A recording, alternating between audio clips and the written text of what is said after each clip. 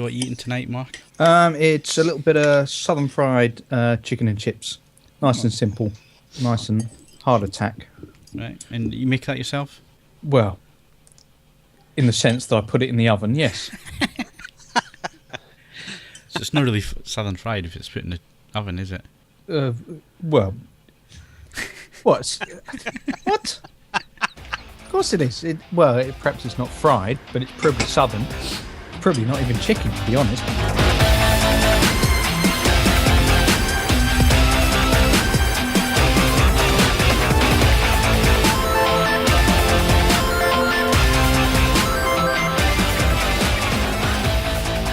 Hello and welcome to the AVForums podcast for the 12th of March 2014, and as they say, life begins today for me. It's my 40th birthday, 12th of March. Happy birthday, Phil. Man, you look so young. Sir. Yeah, you don't look a day over 50. Yeah. Here we go. So joining me for this special Phil's birthday edition are assistant editor Steve Withers. Dr. Evil, we still have the ultimate insurance policy. May I present to you the very sexual, the very tight Austin Powers Faja. I didn't know we were going method with this. Oh, brilliant. Movies editor Simon Crust. I open-mouthed kissed a horse once. Games editor Mark Botwright. Mole. And audio reviewer Ed Selley. What? I didn't have any corn.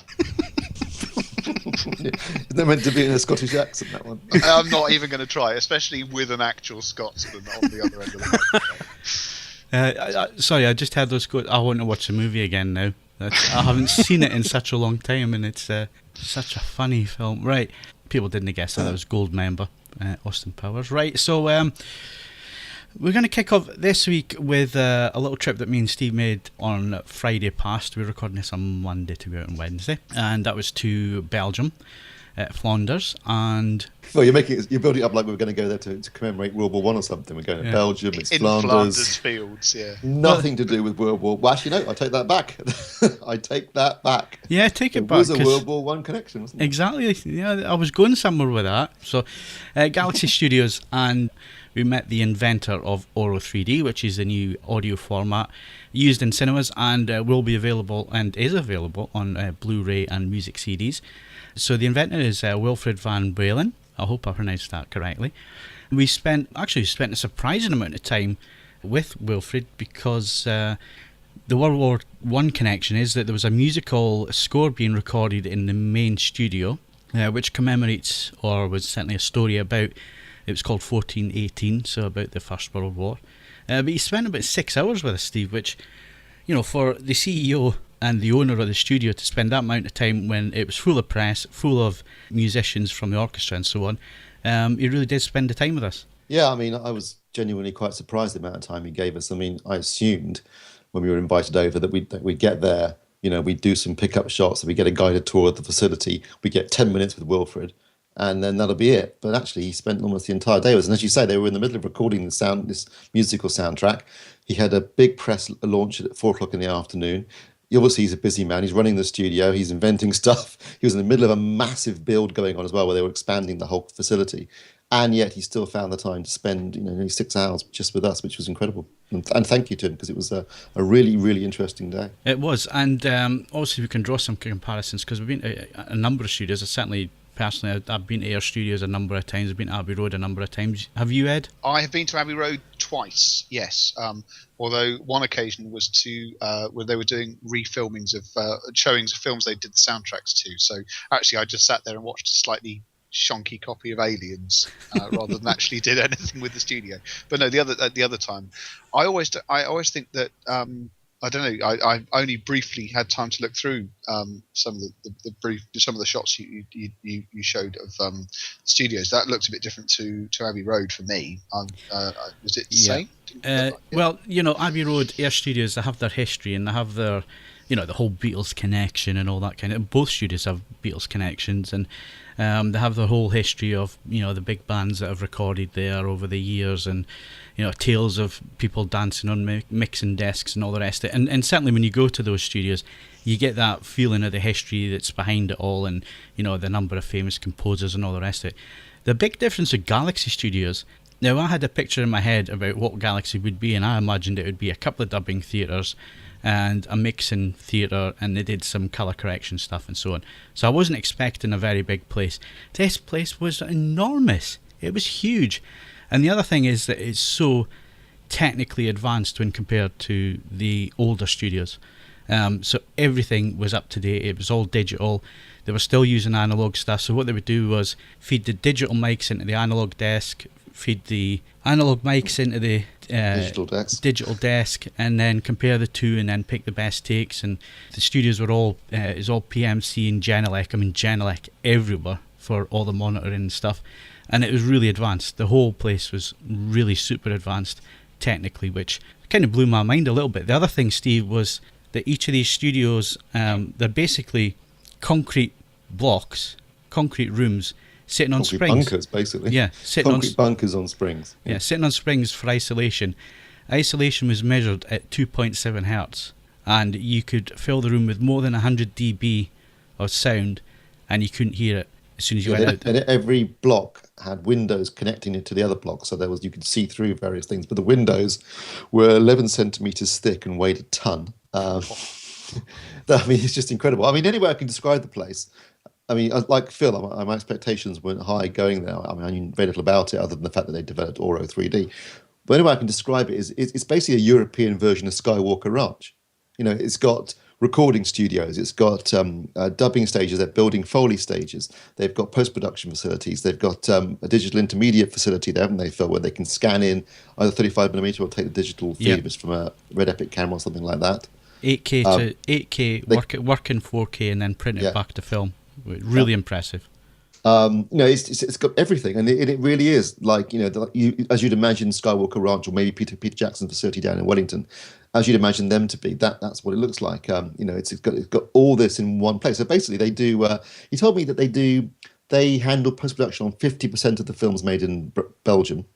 That they produce up to 10 movies of their own a year that he co-finances.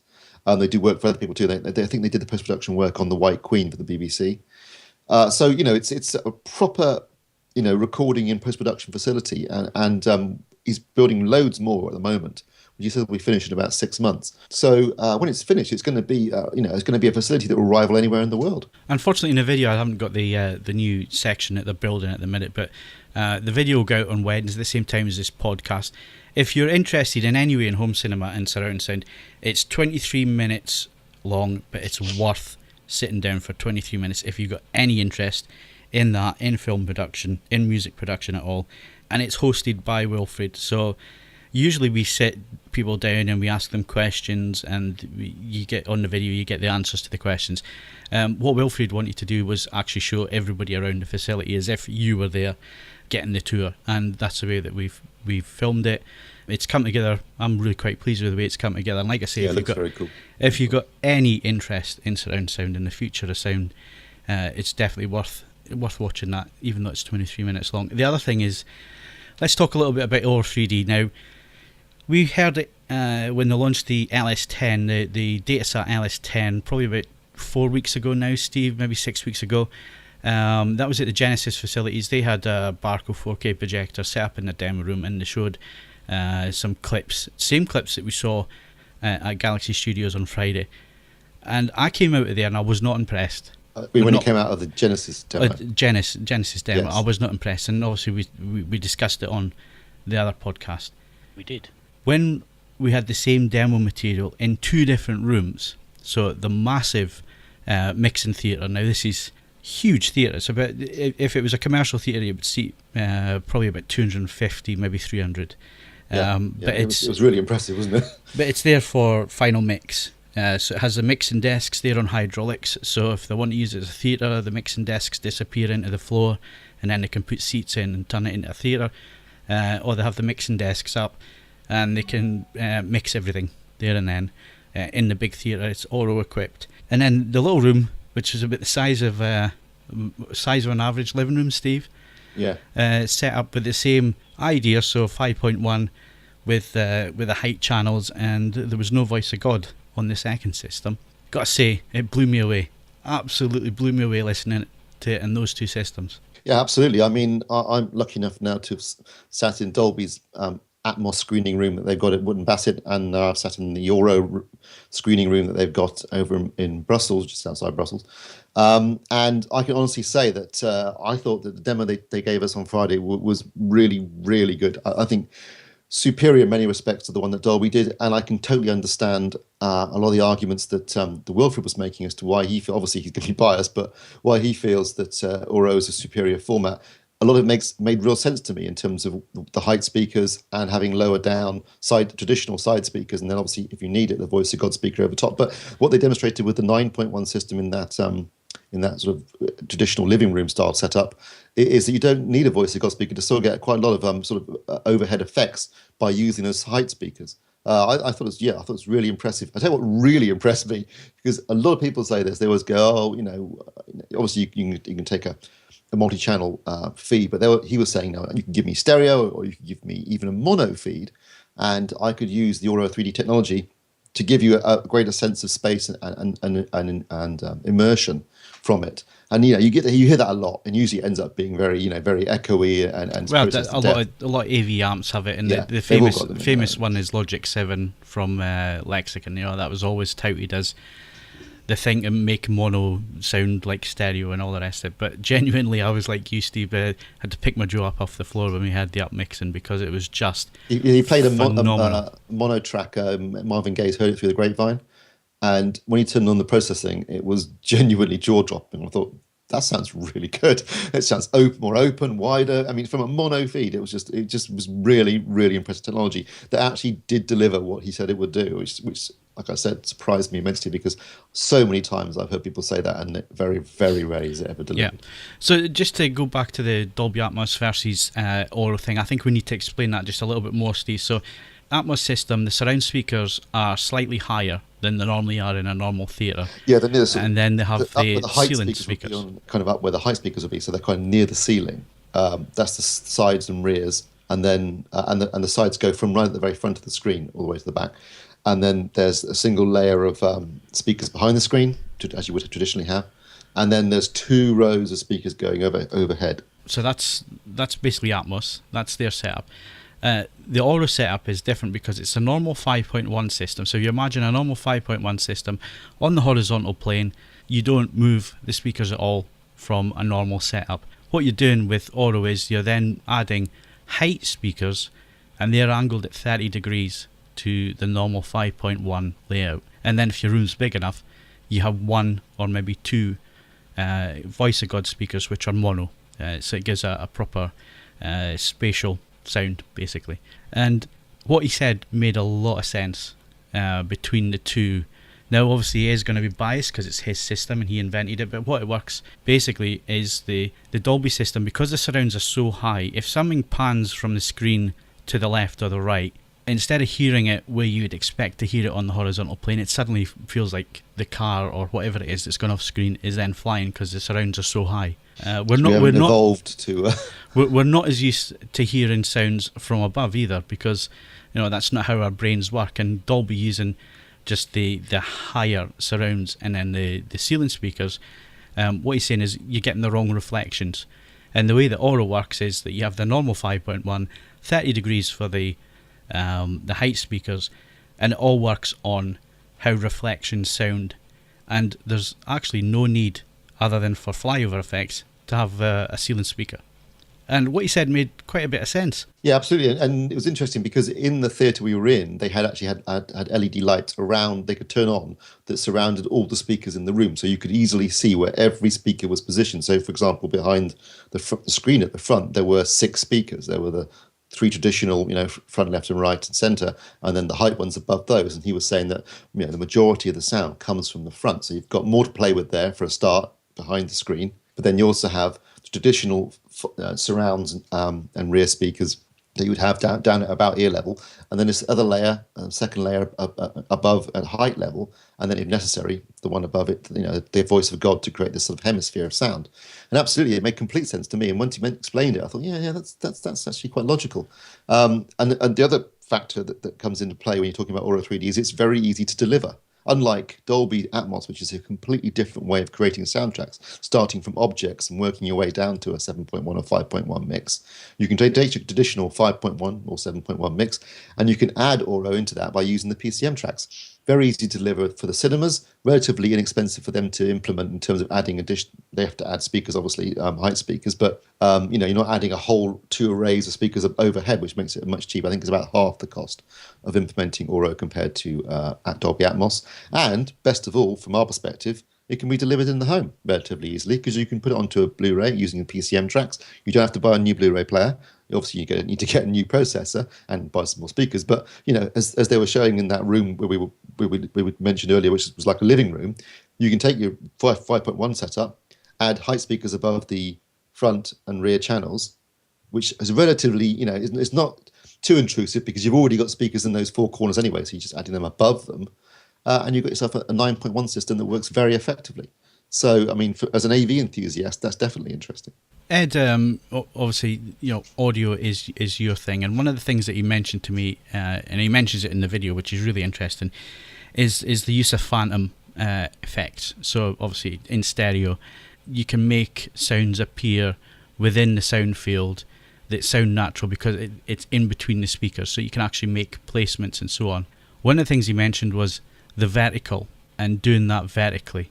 Do you think it would work? Now, you see, if you'd asked me this time last week, I would have expressed a degree of skepticism. However, completely unrelated to your visit to Galaxy, I don't know if you saw the pic I stuck on my Facebook profile, but for long and involved reasons, I currently have a pair of speakers in my lounge which are almost exactly 6 feet tall. Which it has been a bit of a logistic challenge, and I thought that effectively it would just make everything sound artificially enormous.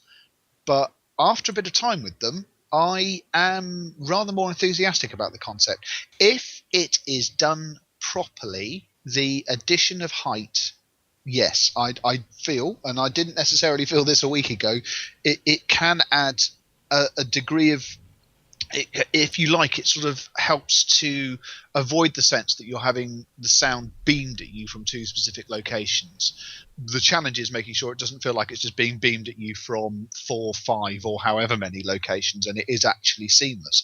But if they are achieving it successfully, yeah, I'm more enthusiastic about it than I thought I might. Well, you see, the thing is, the way that he explained it is you need the speakers there. You need the speakers on the height because you don't have an ear at the top of your head. So how can you tell where sound is placed vertically, say in a film mix or something like that? You can't do it unless you turn your head on its side. And then your ears can then get the distance, because that's how we locate things in real life. It's all about reflections. It's all about the time that it takes to reach one ear over the other ear, and that's how you can then place sounds, and you know where things are coming from. So if a car's coming from behind you, a lot of that's based on the reflections of the sound in the environment that you're in, be it a street or whatever, plus the sound from the car, and your ears work that out. But if it's in a vertical plane, it's impossible to do without having the speakers up there, so you then have the correct reflections to be able to place the sound. And it wasn't until he explained that I fully got the whole concept of height. It was something that, you just thought, well, you're placing these speakers up here because there's going to be an effect that comes from that speaker on the right or that speaker on the left. Not the case. You can then use the phantom effects, and he described it as triangles. So triangles from the surround to the front speakers to the height speakers, and you can place sounds a lot more accurately. And one of the clips is a tractor. You're in the English countryside, it sounds so natural with the birds singing at the right heights like they're in the trees, and then you have this tractor that comes past you on the left hand side, and when it goes past you it then goes into the screen, and then it keeps going through the screen and keeps going and keeps going. And it's one of these things that I didn't get the effect when we had the original demo, but in that room and in the small room we had the same clip both times, and it was phenomenal, the amount of depth into the screen, into that plane, and it just made it sound far, far more natural, and it actually sounded real. It sounded like that tractor went past, and then just kept going through the screen and kept going into the distance. It was amazing. Yeah, it was the sensors, the spatial cues within the soundtracks were just really impressive.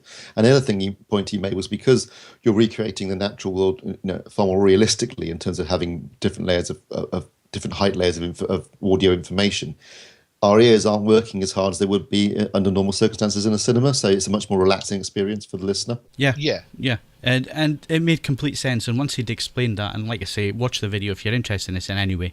It's fascinating the way that he describes how it works and how he explains it, and it just makes total sense. And I was always one of these that thought, oh, bloody hell, height speakers, how am I going to fit them in my room? And they're only there because it's going to go crash bang wall up in those speakers or around those speakers. But because they're using reflections in the mix, because they're using natural cues that you would have in the real world. Another clip was the organs playing in a church. So the image that you had was just a still image of you sitting in the pew in a cathedral with the organ in front of you. And of course, the organ pipes are up high. If you've ever been in a cathedral, you know how the organ works. It's an air pipe, it pushes air through, and that's how it makes it sound. And they're always high up, close to the ceiling. And when you played that, that's what it sounded like. It sounded like you were sitting in a cathedral, and you put it back to the 5.1 mix, and you lost all that sense of scale. You lost the reverb, you lost the harmonics. It just didn't sound the same. So I've got to say, I'm now converted totally. I think this is the way forward. And yes, it's going to be difficult to put extra speakers into your listening rooms, but they don't have to be big speakers. You can put small speakers in and still get that thing, because what you're doing is reproducing the reflections, reproducing the environment that you're in. And even in that small room that we were in, when he played that, it sounded like the walls of the room just disappeared. You could close your eyes and you thought you were in the cathedral. It was really, really, really good. Yeah, totally agree. I mean, obviously, that's all well and good. The big issue now is getting this system into some more cinemas. Ideally, any cinemas in the UK would be a good start. And delivering it in the home at a reasonable price. I mean, currently the prices for sale are, from 10,000 on up. And I guess over time, hopefully, sound designers, sound mixers will get more used to having this extra layers of height of audio channels, and then using them creatively. To create a more immersive experience for the viewer. Yeah, and it's deliverable. So, like everything, it's starting at the high end. But I think, speaking to Wilfred, he realises the importance of getting it out to a wider audience, getting the message out there about how it works. And of course, with Dolby's version, if they ever want to do that in the home, then they're going to have to make wholesale changes to the HDMI spec, Blu-ray spec, because their system just wouldn't work the way that the systems are set up at the minute, the way that delivery systems are set up at the minute. So he's got an advantage there with his technology. It's going to be interesting to see how quickly it comes down to AVR price levels that people can afford, and how many are going to take advantage. And the other thing is getting a demo. That's, at the minute, there's one facility in the UK that I know about where you can get a demo. So what about you, Simon? You're a big film fan. You like your movies. Does this appeal to you? Well, listening to you talk, absolutely. I wasn't convinced 4 or 5 weeks ago when we were talking about it, because my simple question was it worth it? You had divided opinions, and we sort of erred on the more cautious, no, probably wasn't worth the expense. But listening to you now, I haven't heard it. I'm sounding very convinced. I suppose it does come down to the individual mix. If it's not all crash bang wallop, and if there is some natural elements to it, it could be incredible. Yeah. I want to watch the video. I've got to say, I've gone out a full 180 degrees on this, because it's and it could just be, but it shouldn't be where I was sitting in the Genesis room, because according to Wilfred, it shouldn't matter where you sit. You should still be getting the full effect. So I don't know, maybe it was just, it was the end of the day. They've been running demos all day. Maybe there was something not quite right, but I walked out of the first demo not being that impressed. After what we've seen at Galaxy in the big auditorium and the small living room setup, absolutely convinced it's viable technology. What do you think, Ed? Well, the viability of all of these things as from what you say, obviously it sounds a bit more likely than some of the competition, but I guess it has to overcome. I suppose on a cinema level, it has to overcome. It has to I guess, like anything, there's an element of luck to it. It has to coincide with a number of cinemas deciding that they want to carry out an update to their hardware, and then on a domestic level, all bets are off.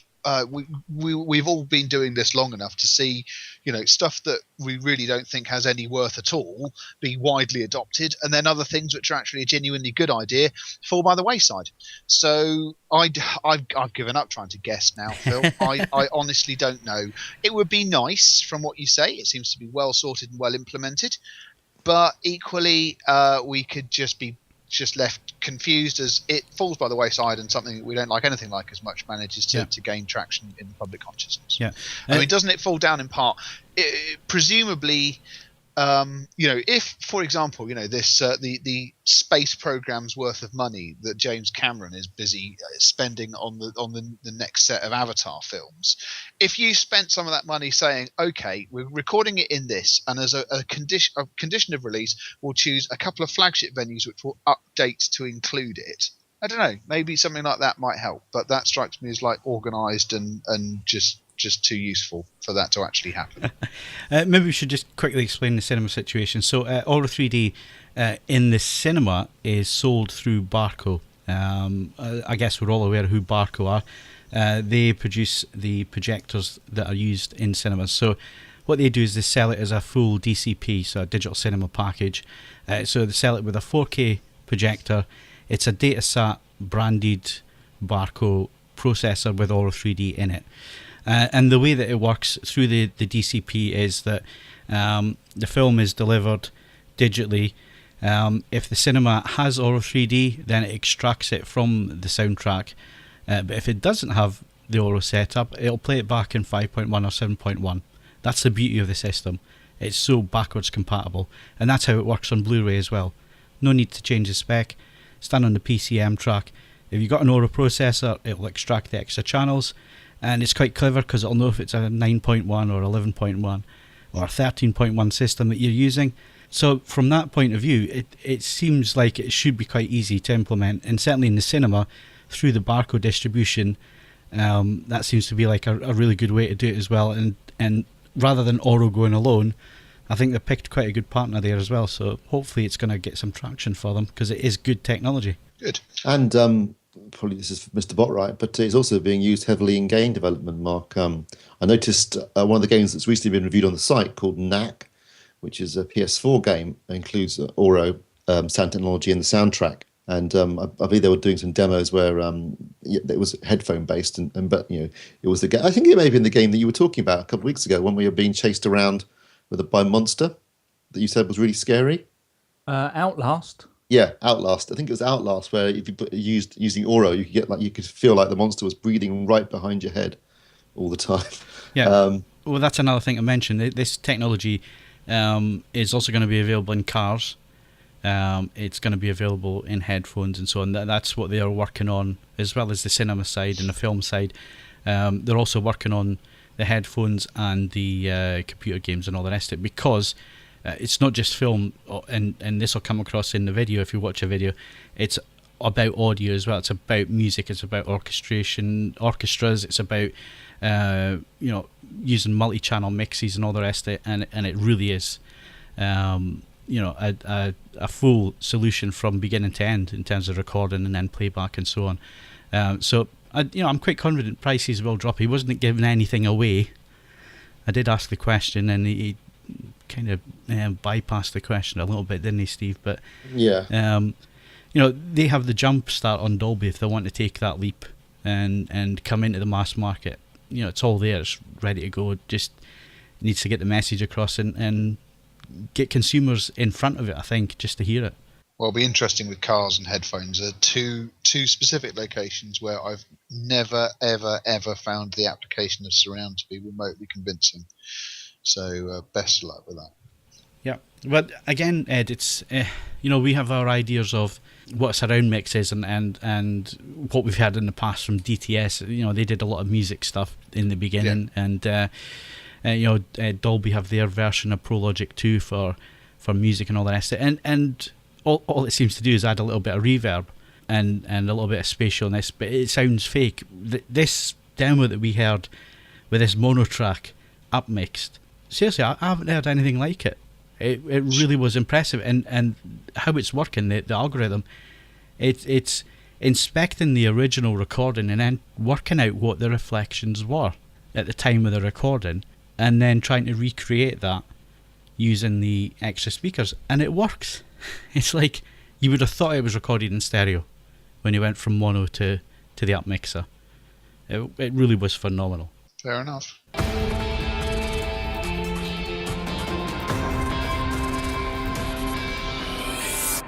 Did you eat those two green crackers then, Ed? I haven't done that yet. I'm afraid I've had to deal with my son getting whatever Kirsty had last weekend. He's been somewhat explosive. Yeah, sounds like a bloody I've been trying to do some work for you guys as well. You know, it's been really disappointing. He's backing out, isn't he? He's backing out. Yeah. No. I will embark on this. So for Two those green crackers in 1 minute. for those that didn't listen last week, Ed has a challenge to eat 2 crackers in Two under Jacob's cream crackers. in under a minute, and he has to video it as well for proof that he can do it. All right, Both well, I'm going wearing shopping the jacket. tomorrow. I'm going shopping tomorrow, so I will buy myself some practice packs, and we'll get stuck into this. Practice bugs. Right, okay, we're not going into biscuit territory. We covered that last week. Quickly, BBC Three getting the axe. I was quite surprised with this. With the BBC and their pledge to provide youth programming and so on. Quite surprised that BBC Three is getting axed. I don't know. It's a fairly soft target, isn't it? Hello, we're the BBC. We're a state-funded broadcaster, and we are supposed to produce material of which goes beyond that of commercial interest. By the way, here's a couple of episodes of Sun, Sand, and Suspicious Parents. It was inevitable, and people have gone, and such was released on BBC Three, and it's closing down avenues to new comedy. Frankly, bollocks. The overwhelming majority of content on BBC Three was unwatchable tat. I've got to agree. Just because every now and again it produced something that wasn't unwatchable tat is not a justification for it to continue to exist.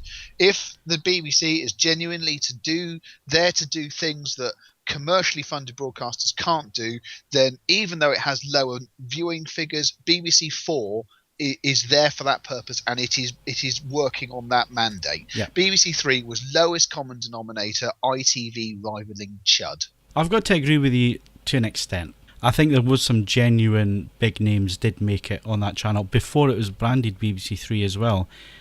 I'm trying to remember the name of the channel before it was rebranded as BBC Three. It was BBC Play, wasn't there, or something like that? I can't remember. It didn't have the BBC marker, but it was BBC funded, and I can't remember. It'd be people like Well, Mitchell and Webb got their first TV show there, and don't get me wrong, Matt there Lucas. were things, but I don't think in this day and age, especially with other parts of the BBC platform doing what they do and being what they are, that we're going to see that. I don't honestly think that any act that would get their chance is going to miss out on it simply because they're canning BBC Three. Well, I mean, seemingly what they're going to do is they're going to move it over to the BBC iPlayer.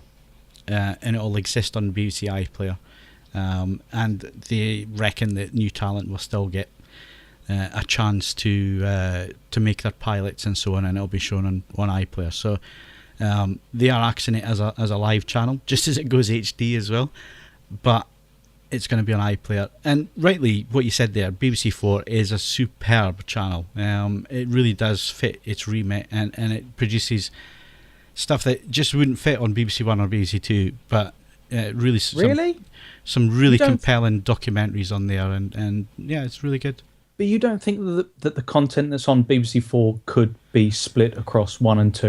BBC Probably, 2 but I don't think there's always enough. Used to get fantastic documentaries, and then at a given point it kind of got shunted, and now BBC 2's become this kind of strange wasteland where it's like Newsnight, and a couple of other shows, and that's it.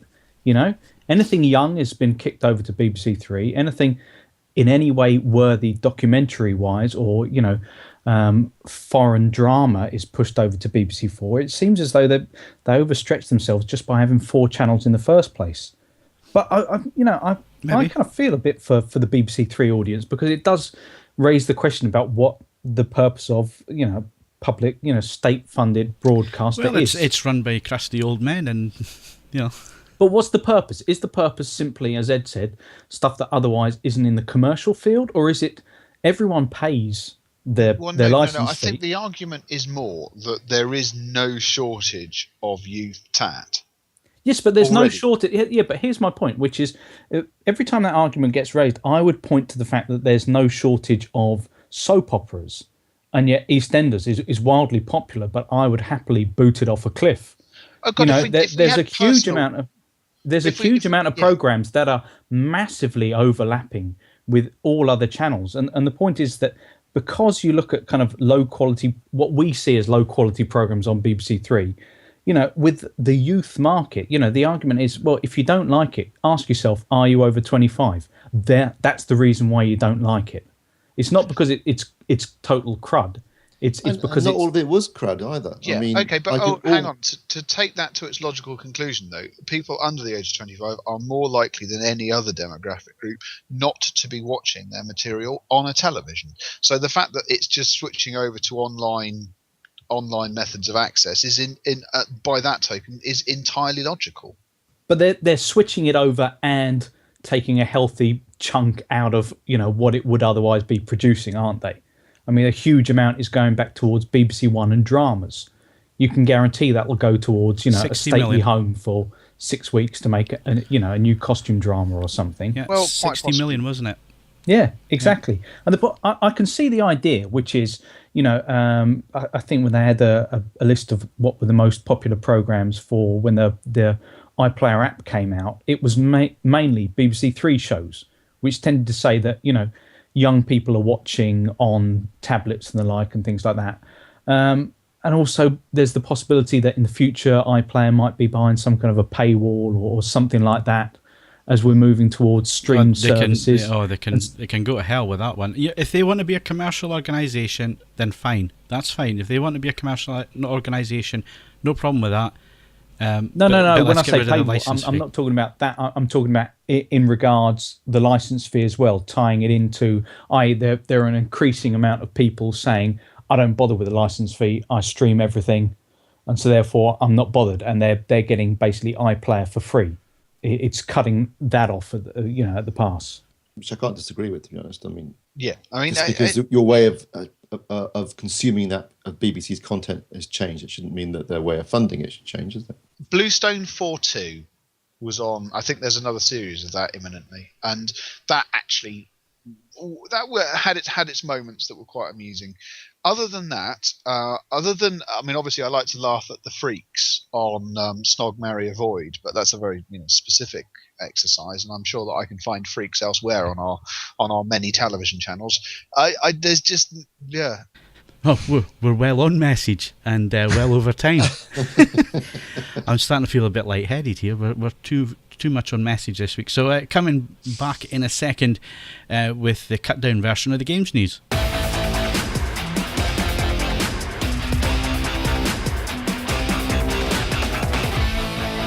Here's some games. Thank you. Here's some games. They're amazing. Listen to our podcast. Actually, that's on. Yeah, you got podcast. Days. Yeah, you got podcast coming out, so you don't need a lot of time, Mark. So go on then, shoot through it. All right, fair enough. Xbox One March update has hit, so this is the big one, kind of pre-Titanfall. They want to smooth out a few things, so party chat is being tweaked on by default, and cross-game party chat. Also a few little kind of polishings to the way invites work and joining games and how you see your friends list and all that kind of thing. So it's kind of reinforcing the perception of the Xbox One as the best multiplayer network system.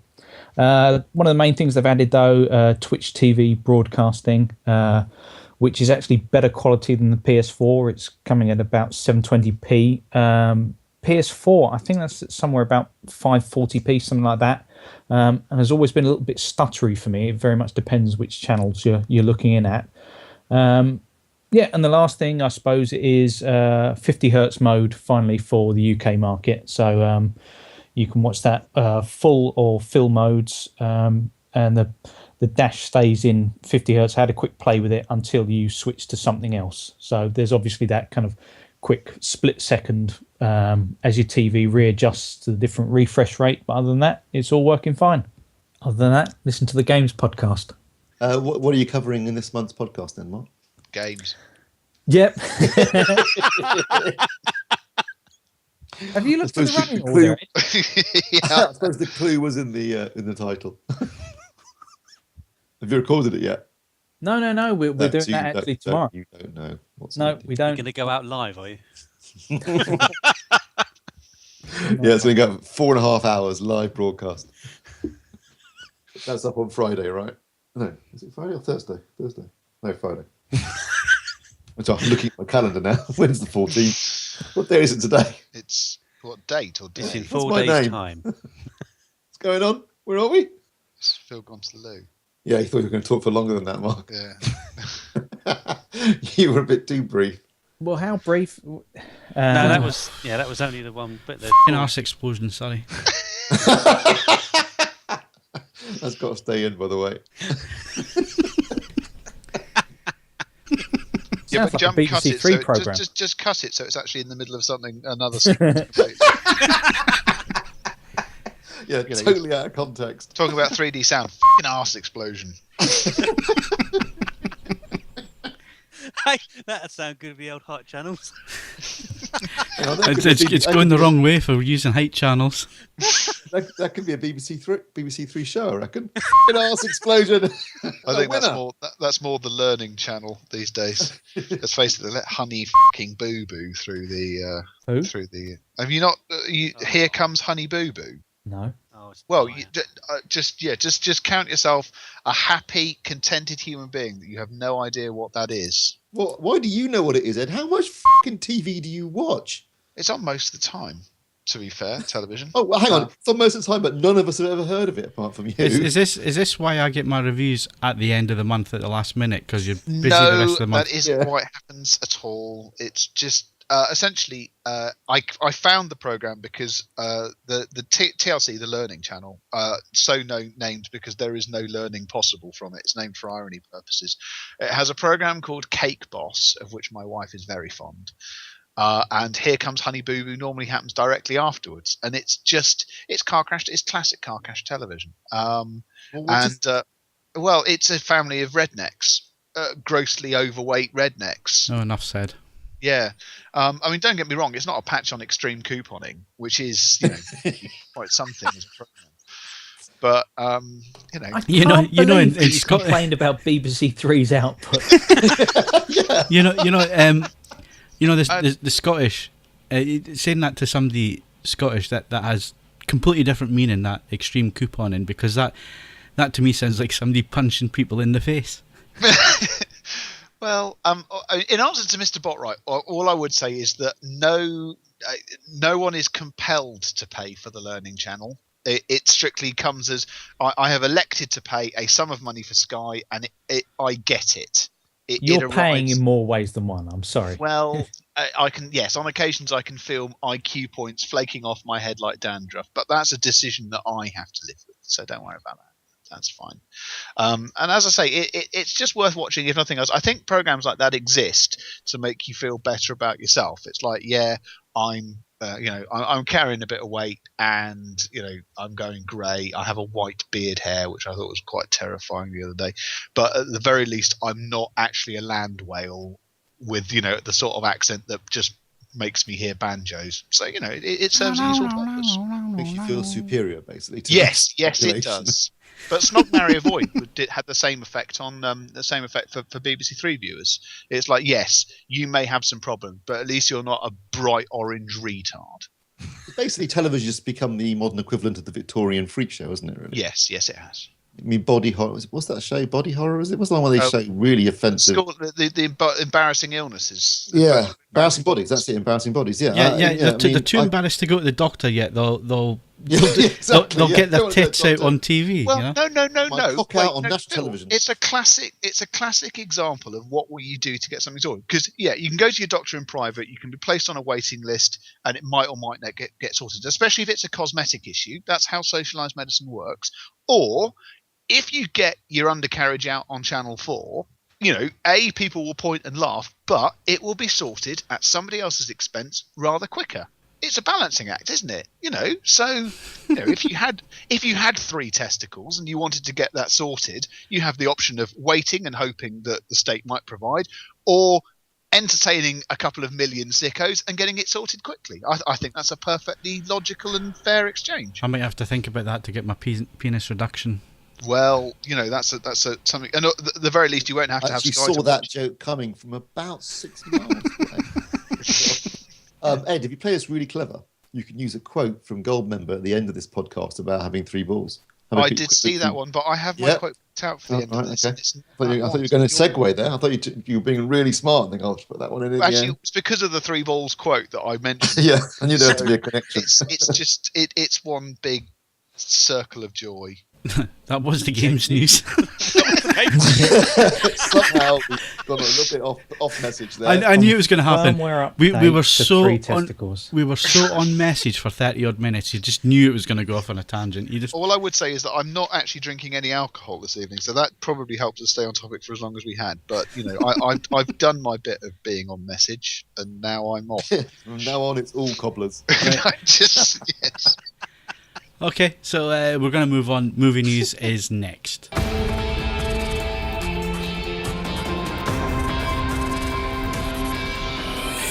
So, movie news, and let's go to Steve. What's at cinema, Steve? This week, Phil, it was 300. Right, okay, I'm going to stop you there. Because we're doing Gold Member, you've got to do this complete review in Dutch accent. No, please, no, because I'm just going to imagine Steve McLaren being an absolute twat. Just for my safety and mental well-being. Yeah, have you not seen that interview for Dutch television after he became? And he just Does he put a Dutch accent on? Yeah, he just gradually morphs into talking. Yeah, like the man in. Joey Barton did that when he moved to play for Marseille for a bit. Obviously, there was something with a French accent. Yeah, there's obviously something in the water. But just watch it. But I'm just asking nicely, please don't. Okay. You can drop a couple of long eshes in there as well, if you feel like it. But don't go overboard. All right, Steve. 300 Rise of the Empire. Tell us all about it quickly. Which is, I was about to say it's the sequel to 300, obviously, but it's not. It's not actually a sequel per se. It's actually more of a slight prequel, slight companion piece, slight sequel. So it's a bit of everything. There's bits before 300, bits that take place concurrently with 300, and bits that take place after 300. Basically, it's like imagine that 300 had been a 3-hour epic about the Persian assault on Greece. And then someone looked at it and thought, you know what, we should really just stick with the bit about the 300 Spartans. That's a really good bit. And we'll cut out all the extraneous stuff and have a nice, cheeky 90-minute movie that's tight and interesting. And then someone took the cut outtakes and the deleted scenes, stuck them together and turned it into a film. That's what this feels like when you're watching it, basically. It's like watching a bunch of deleted scenes strung together as a movie. It's fairly, the plot's patchy. There's a plot? Yeah, well, I mean, it starts off at the Battle of Marathon, where Themistocles, who's the main sort of hero of this film, kills Darius I at the battle, and his son Xerxes is also present at the battle, even though none of them were actually at the battle, apparently, in historical terms. But he kills him, and Xerxes goes away, he becomes a king, he then goes off into the desert and dips himself in some gold liquid and turns into a 10-foot tall ladyboy, and then comes back as Xerxes, the god king. In the meantime, he's got Artemisia, played by Eva Green, who is basically the commander of his navies. Now, she is a historical character. She was actually Greek, but she did fight for the Persians. She did command some ships, but she didn't command the entire navy. But in the film, she commands the entire navy. And they lead an assault on Greece. And obviously, there's the battle at Thermopylae, which is where the Spartans are fighting. And then there's a huge naval battle as well, which happens at the same time at Artemisium. Which in the film, at least, the Greeks lose, and then they go away and they regroup and they come back. There's another big sea-based battle at the end, the Battle of Salamis, I think it's called. It's really boring, which I've got to say, frankly, for a film called 300, you're thinking, well, if nothing else, it'll be fun. Because the 300 was not a masterpiece, but it was entertaining. I liked the cast. It had Michael Fassbender in it, Gerard Butler, basically channeling Brian Blessed by being the shoutiest king in the history of cinema. You had David Wenham in there. You had Lena Headey. And it was a fun movie. It was camp as hell, homoerotic beyond belief. They're all basically in their little thongs and greased up in their six-pack abs. But at least you had a good time at the film. At the time, at least 7 years ago, I guess, all that ramping is when you speed or slow down the movie in the same shot. That was heavily used by Zack Snyder at the time. It's been copied a lot since. The whole visual style of the film, basically with the green screen, using green screens and then putting in the CG backgrounds later, and the CG blood and this kind of stuff, has been heavily copied ever since. I mean, Spartacus in particular, the TV series, uses it a lot. Although Spartacus is A, even gorier, B, has more sex in it, and is actually a lot more entertaining. Watching this film, you're thinking, well, at least it'll be a laugh. Nothing else. I was bored to tears. It's got like a first hour of the film is just all backstory and build up, and then there's a couple of sea battles, which basically just a bunch of ships on fake CG water that look really fake, and you can't tell one ship from the other, and everyone keeps to take the helmets off at various points so you can tell who the hell's who. The lead actors, apart from people that all return from the original film, so like Lena Headey turns up again as Queen Gorgo, and you've got the actor Rodrigo Santoro who plays Xerxes. They have all sort of come back. With the exception of Eva Green, who plays Artemisia, who's the main villain. All the other actors are really, really... I mean, the guy playing Themistocles is called Sullivan Stapleton. I've never heard of him, and believe me, I don't think we'll ever hear of him again. They're just not a particularly interesting cast, not very memorable. It's not fun. It's not entertaining. It's derivative. It's cliched now because of everyone copying the 300 star from the previous film. There's way too much CG, really fake-looking CG blood. I mean, ridiculous-looking CG blood in it. And because it was converted into 3D, I watched it in 2D, but it must be bloody annoying watching in 3D because there is constantly stuff floating in the air, CG stuff, dust, pollen, embers, whatever it is, constantly floating. They're always splashing blood or water at the fake lens on the front of the camera, on the virtual camera, constantly. Always to draw attention to it in 3D. So it was annoying enough in 2D. It must be absolutely frustrating beyond all belief in 3D. It was a stinker of a film. Good. Basically. And your score?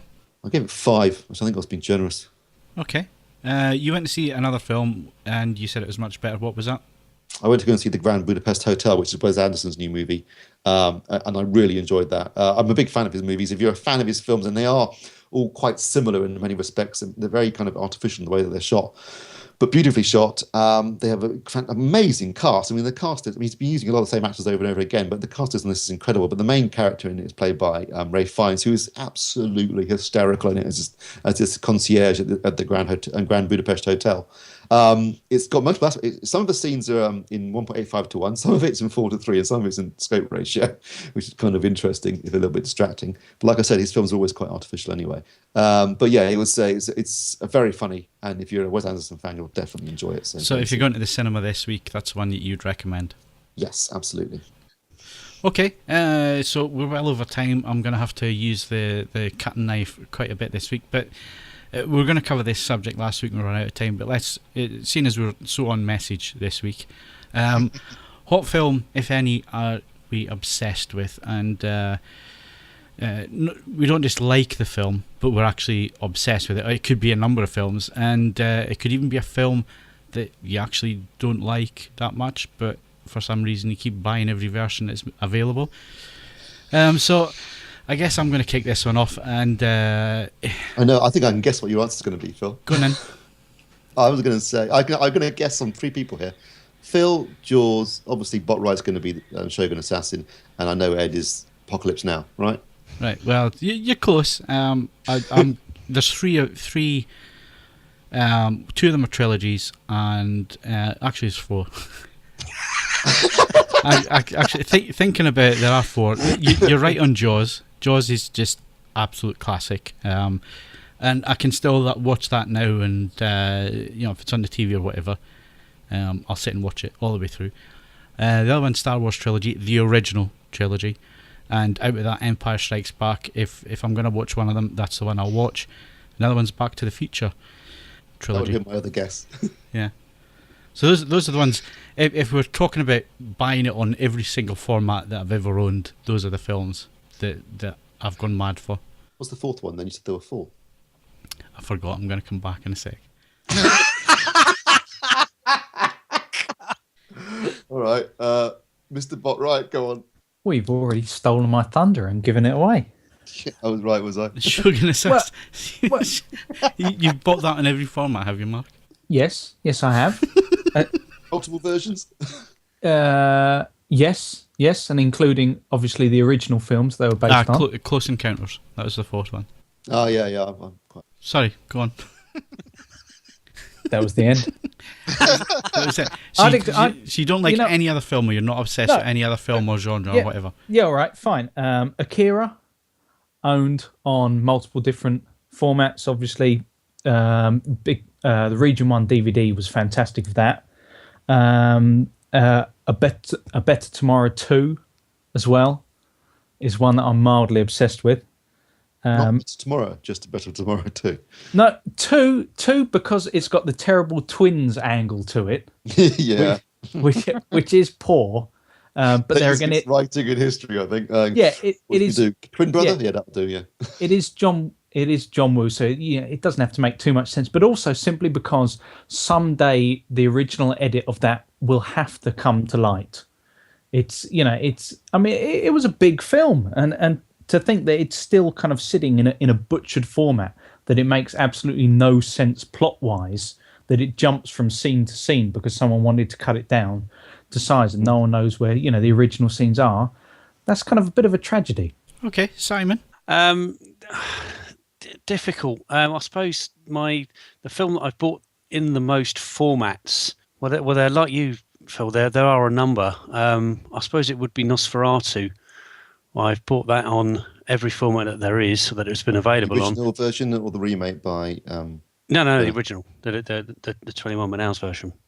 From American imports to all DVD releases through and up to and including the latest Blu-ray. But then I've done that with the Terminator as well. I've bought that from various. It was the very first VHS cassette I ever bought was Terminator. So I've got a bit of a soft spot for that. Done that again with Alien, the various incarnations of Alien, up to and including the face hugger box set. Yeah, you remember that one? You mentioned all these. The briefcase thing. The briefcase, yeah. Yeah, I remember buying that. It cost me like 80 quid. Yeah, it was a massive amount of money. Three VHS tapes Yep. and an extra VHS tape with a 15-minute EPK about the making of Alien 3. It was a piece of shit looking back now. yeah. Compared to the quadrilogy Blu-ray box set I've now got, which is like pisses over anything else you can imagine. And boy, we don't know how good we got it these days. Yeah. Everything you've mentioned so far, Simon, I've bought multiple times as well. Yeah. Okay, Ed? Well, it is Apocalypse Now. Kirsty Withers. It's a different thing for me because Apocalypse Now is so long, even in the normal version, let alone Redux. I don't think I watch it more than once a year, but I have bought far too many versions to list, and it's a different relationship. I mean, in some ways it's a rambling sort of mess, but it stands alone as a film that I have a slight fixation with. It's interesting that, Simon, you mentioned the Terminator, because that's my wife's weakness, to the extent where I dare say we have one weird accessory that Terminator based sort of release that you probably don't have, which is the original score on vinyl, which I ended up picking up from Vietnam, of all countries. It's one of the most expensive records I've ever bought, and it was my wife's birthday present. So that comes under, because it took I think the soundtrack has now been released on CD. It's shite, but it is now available on CD.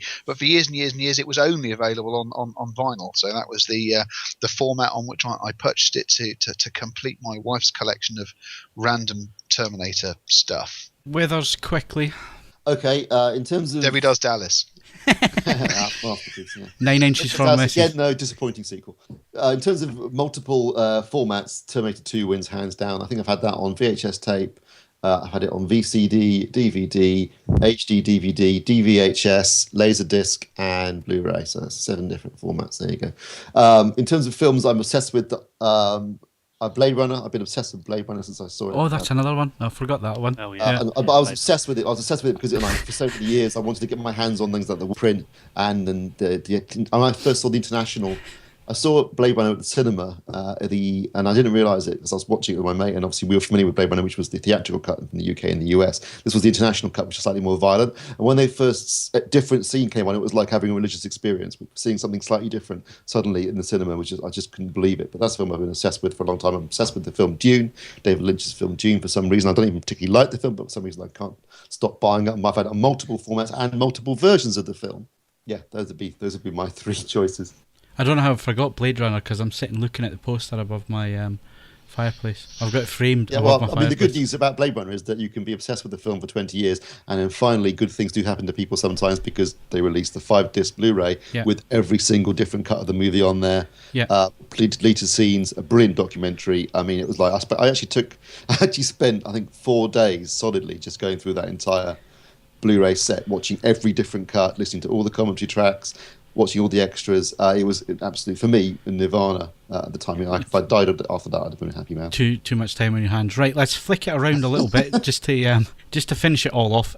Okay, films that you feel compelled that you have to own, that you've bought on various versions, but actually you watch very rarely. And I've got 2 in my collection that are on different formats that I've felt compelled to own.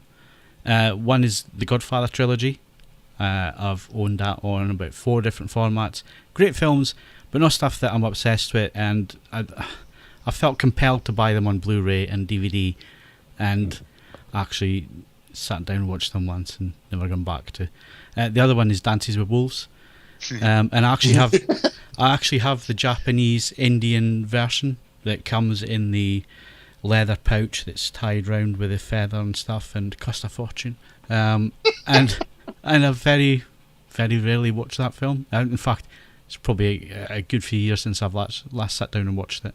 I do have one which is weird. I'm loath to admit this because everyone goes, "How can you possibly say that?" But for me, one of the most overrated films of all time, which is The Shawshank Redemption, which I've bought 3 times for other people. I bought my dad a VHS copy. I then bought I bought my then girlfriend a copy on DVD, and I've bought Kirsty a copy on Blu-ray. So I bought it 3 times, and it's not a bad film. There's one where there's a massive disconnect between the level of praise it receives and the amount of enjoyment I get watching it. Massively so. Simon? That's really difficult. I don't agree with your Godfather. That's brilliant. I've got that and I've owned that. Yeah. I said it was brilliant, but it's not a film that I keep going back to, that I'm obsessed with. But I just feel compelled. They're about 10 hours long. Just I feel compelled that I have to own them on the format. Yeah. Dance with the Wolves I own, and it's still in the plastic. 2 versions I've owned and kept it in the plastic. Oh Christ, I can't think of any now. I'm normally pretty good, but I just buy these things and they just mount up by the side of the telly, and I never get to watch them. Okay, well, you think we'll go? If we're running short on time, we'll go to Mark Botwright. Call me odd, but I don't tend to buy things that I'm not likely to watch. Touche. The only things that I can think that I've bought that I haven't bothered watching would be something like there's Japanese kind of zombie film called Versus, which I do love, but I bought the DVD, and honestly, the Blu-ray, it didn't need it. And beyond that, I've got a DVD box set of Beavis and Butthead that's still in its cellophane. It's Wyatt Earp. I owned it on Laserdisc, never got around to watching it. I owned it on DVD, never watched that. Bought it on HD DVD, finally got around to watching it. It didn't work. Had to buy it on bloody Blu-ray. Because at that point, I was halfway through the film when the bloody disc broke down. So then I thought, well, I've got to finish the sodding thing now. So I had to buy it on Blu-ray in order to finish watching it. Okay, and to wrap up, films that we love that have been released on various formats but are never going to look good just because of the way they were produced originally, i.e. they were shot on bad film stock or they'll never be cleaned up and so on. And I've got 2 on my list there that I'm really disappointed because they'll never look any better than they are, and that's The Usual Suspects and Trainspotting. Just because of the way that they were filmed, you're never going to get absolute grade A restorations of those. Guys? Yeah. 28 Days Later or Dark Star, you know. Yeah, well, that was shot on video, so what do you expect? Yeah. 8-bit video. Aliens had a problem with it where they used a new film stock that was crap, and it turned out. Yeah. It's always been a bit very grainy. Yeah. Ed? Well, Das Boot is for me, in so much as the limits of it being originally shot basically for television, so on and so forth. Well, you should have tried some new cables because they improve, video processing and colours and black levels and so on. Oh, as long as I get inky blacks, that's fine. Yeah, well, you'll get inky blacks if you spend £2,000 on these interconnects. They'll work. Botwright. Well, I've kind of already covered it there because Versus is one of the ones that I wish to see. You're not going to you're not going to say Shogun. Shogun Assassin. What is it? Shogun Assassin. Shogun Assassin. I keep getting this Mitsubishi picture in my ear. Yeah, it's a man who kills Mitsubishi.